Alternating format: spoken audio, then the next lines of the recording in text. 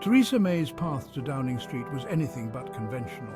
She wasn't a charismatic orator or a media darling, yet she rose through the ranks of the Conservative Party with quiet determination. Her tenure as Home Secretary, a role she held longer than any predecessor, solidified her reputation as a formidable and resolute politician. This steely resolve, however, would be tested like never before when she assumed the mantle of Prime Minister in 2016, inheriting a nation deeply divided by the outcome of the Brexit referendum. May's premiership was dominated by a single, all-consuming issue, Brexit. The task before her was monumental. She had to unite a fractured nation, negotiate a complex exit deal with the European Union, and chart a new course for Britain in the world. Her approach was characteristically cautious and pragmatic. She sought to deliver a Brexit that respected the outcome of the referendum while minimising the economic and social costs of leaving the EU. This balancing act, however, proved to be a tightrope walk, one that would ultimately lead to her downfall. May's premiership was marked by a series of political crises, each more perilous than the last. She faced down rebellions from within her own party, navigated fraught negotiations with European leaders, and grappled with the ever-present threat of a no-deal Brexit. Through it all, she remained steadfast in her commitment to delivering on the will of the people, even as her authority waned and her options dwindled. Her time in office serves as a stark reminder of the complexities of leadership in an era of political polarization and upheaval. It is a story of ambition and resilience, of political maneuvering and personal sacrifice. Above all, it is a story of how a nation grappled with one of the most consequential decisions in its history, and the leader who tried against all odds to steer it through the storm. Theresa May's ascent to the leadership of the Conservative Party was unexpected, to say the least. In the aftermath of the Brexit referendum, which saw the resignation of Prime Minister David Cameron, the political landscape was in disarray. The nation was deeply divided, the Conservative Party was fractured, and the path forward was shrouded in uncertainty. Amidst this chaos, May emerged as a steady hand. Her long tenure in government, her reputation for competence, and her unwavering commitment to public service made her a reassuring figure in a time of turmoil. Her promise to deliver a strong and stable government resonated with voters, and she swiftly secured the leadership of the Conservative Party, becoming Britain's second female Prime Minister. May's early days in office were marked by a sense of optimism. Her approval ratings were high, and she enjoyed a brief honeymoon period with the public. She quickly assembled a cabinet, appointed key allies to strategic positions, and set about the daunting task of negotiating Britain's exit from the European Union. Her strategy, known as Hard Brexit, aimed to take Britain out of the EU's single market and customs union, giving the country greater control over its borders and laws. This approach, while popular among hardline Brexiteers within her party, would prove to be highly controversial. It set the stage for years of bitter infighting, parliamentary gridlock and diplomatic standoffs with the European Union. May's hardline stance on Brexit, while initially intended to unite her party and silence her critics, would ultimately sow the seeds of her own downfall. Theresa May's premiership was dominated by the complexities of Brexit, a political quagmire that tested her leadership to its core. The task before her was monumental: to negotiate a withdrawal agreement with the European Union that satisfied both the demands of hardline Brexiteers within her own party and the concerns of those who sought to maintain close ties with Europe. From the outset, May faced an uphill battle.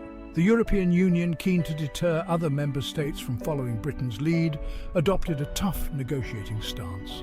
May's own Conservative Party was deeply divided on the issue of Europe, with hardline Brexiteers demanding a clean break from the EU and more moderate voices advocating for a softer exit that prioritised economic stability. Undeterred, May pressed ahead with negotiations, triggering Article 50 in March 2017, formally beginning the two-year process of Britain's withdrawal from the EU. She appointed a team of seasoned negotiators, led by the experienced but low-key David Davis, to hammer out the details of a withdrawal agreement with their European counterparts. the negotiations were fraught with difficulties from the start.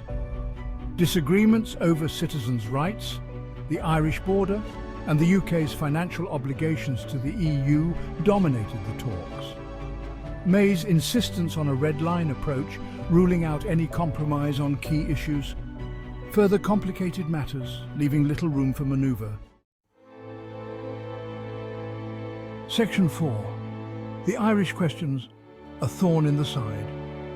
Of all the issues that plagued the Brexit negotiations, none proved more intractable than the Irish border. The border between Northern Ireland, part of the United Kingdom, and the Republic of Ireland, an EU member state, had long been a source of tension and violence. The Good Friday Agreement of 1998, which brought an end to decades of conflict, relied on the free movement of people and goods across the border.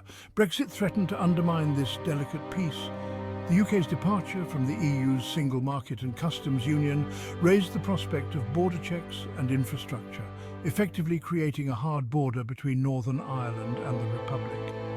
This prospect was met with alarm by both the British and Irish governments, as well as by communities on both sides of the border. May's government was acutely aware of the sensitivities surrounding the Irish border. Failure to find a solution that satisfied all parties risked reigniting tensions in Northern Ireland and jeopardizing the peace process. To address this challenge, May proposed the backstop, an insurance policy designed to prevent a hard border in the event that no other solution could be found. The backstop, however, proved to be highly controversial. It stipulated that Northern Ireland would remain aligned with certain EU regulations, effectively keeping it in the EU's customs union if no other solution could be found. This proposal was met with fierce opposition from hardline Brexiteers who viewed it as an unacceptable infringement on British sovereignty. Section 5. A House divided, internal conflicts and resignations. The deep divisions within the Conservative Party over Europe, simmering for decades, came to a head during May's premiership. Hardline Brexiteers, sceptical of the European project and eager to reclaim British sovereignty, viewed May's approach to Brexit as too conciliatory. They accused her of betraying the result of the referendum and of seeking to maintain ties with the EU by stealth. Moderate Conservatives, on the other hand, were alarmed by the potential economic consequences of a hard Brexit. They argued for a closer relationship with the EU, emphasising the importance of maintaining access to the single market and protecting British jobs and businesses.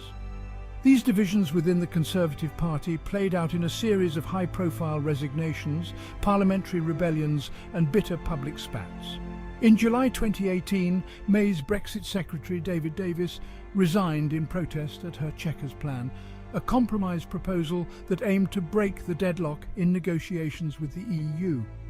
Davis's resignation was followed shortly by that of Boris Johnson, then Foreign Secretary, who denounced the Chequers plan as a surrender to the EU. These resignations, coming from two of the most prominent figures in the Leave campaign, dealt a significant blow to May's authority and plunged her government into crisis. The resignations were followed by a wave of criticism from hardline Brexiteers who accused May of betraying the result of the referendum. They formed a powerful bloc within the Conservative Party, determined to thwart her Brexit plans and force her to adopt a more hardline approach. May's attempts to unite her party and build consensus around her Brexit strategy were met with fierce resistance, leaving her increasingly isolated and vulnerable.